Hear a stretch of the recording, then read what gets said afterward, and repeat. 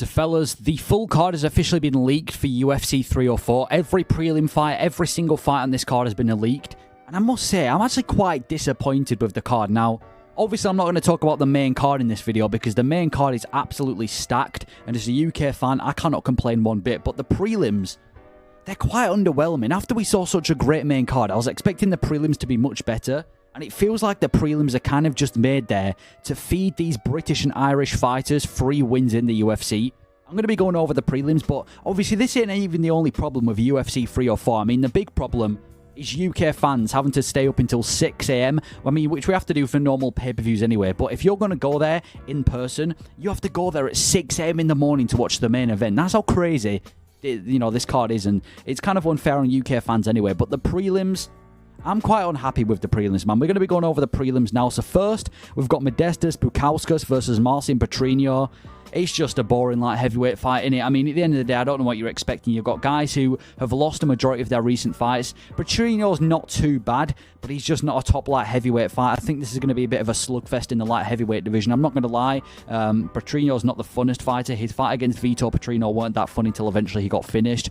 Petrino versus Bukauskas. I think that's a bit of a, not the greatest fight to start off the card. I don't know if that's going to be the early prelims opening, but I can't lie, it's not the greatest way to start off a card. And then we've got a fight that's kind of interesting. Sam Patterson versus Kiefer Crosby. Now, I know Sam Patterson for one thing and one thing only. Getting absolutely deleted by Yanal Ashmels on that UK card. Last time this dude fought in England, he got absolutely deleted. He got destroyed last time he fought in England. But he's coming off a first round submission. He's actually quite a good submission artist. And he's going in there with Kiefer Crosby. Now, Kiefer Crosby, I don't know if he's taking the UFC seriously. I remember he had like crossover fights and I think it was the Kingpin boxing event. And in his last fight, he fought on, I think it was UFC 293, got beaten in the first round by, it was the first round where he got beaten by Kevin Doucette. He looked terrible in that fight, looked really stiff. And I really do think that Sam Patterson's going to go out there and beat him. I think it's an interesting fight because I do want to see Kiefer Crosby back in the UFC. And I can't complain about this fight too much. But it's hard to sell Sam Patterson when I just remember this guy getting flatlined by Yanal Ashmel. So that's a fight that I guess is kind of decent.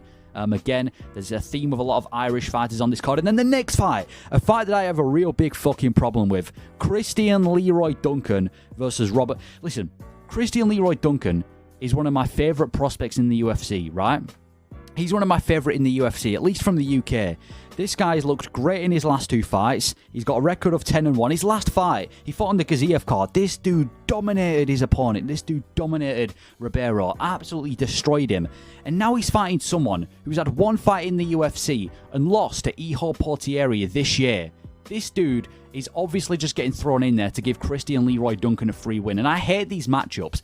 I would rather a British fighter have a competitive fight and lose rather than have just an easy win and get the win. You know what I mean? It's obvious they've just chucked this guy in there so Christian Leroy Duncan can get a free win in front of the UK fans.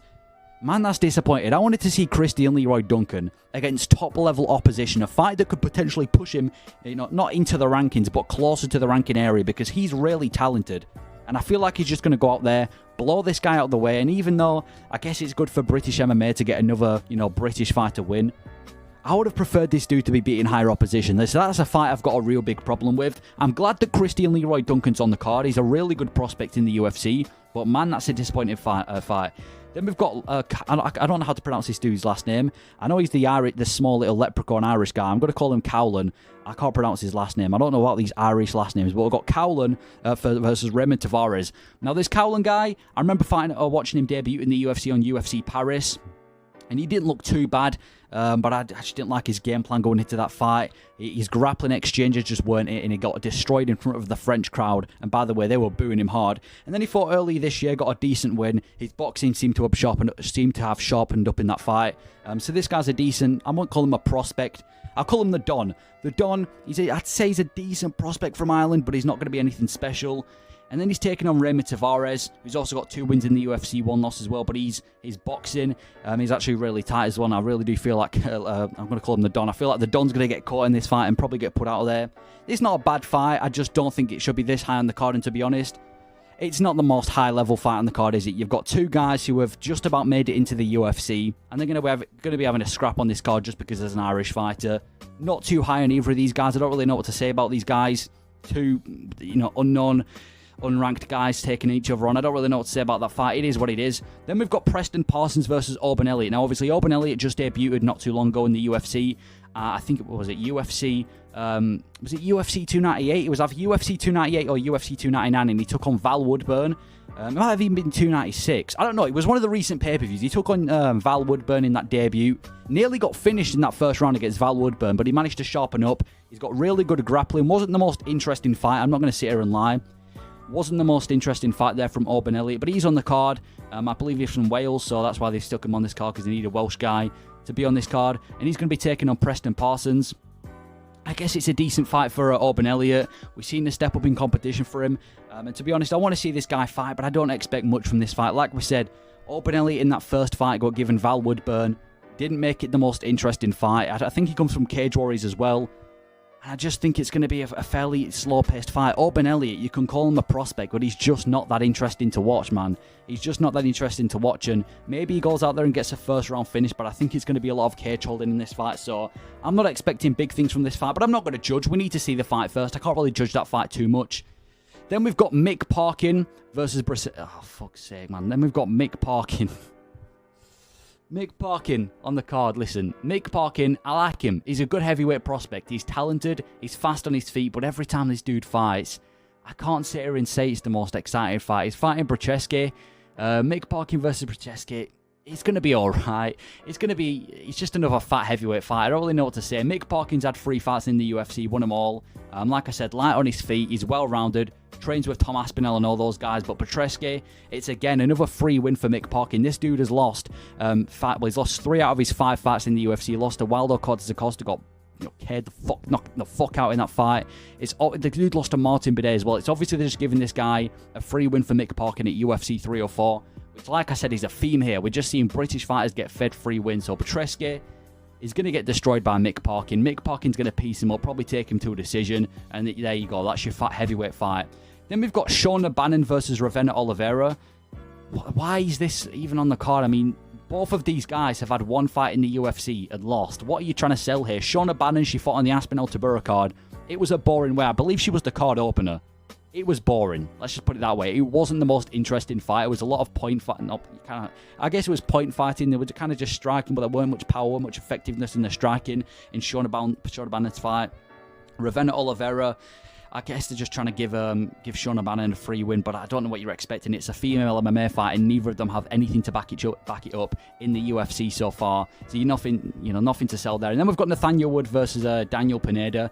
That's actually going to be a decent fight. You know what? That's actually going to be a good fight for the prelims, because we're going to see Nathaniel Wood go out there and get a free win. Again, following the theme of giving British fighters a free win. Nathaniel Wood is one of the best featherweights in the world that's unranked. I kind of feel like I've got a bad taste in my mouth after his last fight with Mohamed Naimov, because he fought Mohamed Naimov, and the decisions that were going on with that referee in that fight were absolutely abysmal. So I kind of feel bad for Nathaniel Wood, and I do think he's really got good potential to be ranked, and that's why they've chucked a veteran in Daniel Pineda in there with him to give Nathaniel Wood a free win. But he's a fun fighter, so I'm not going to complain.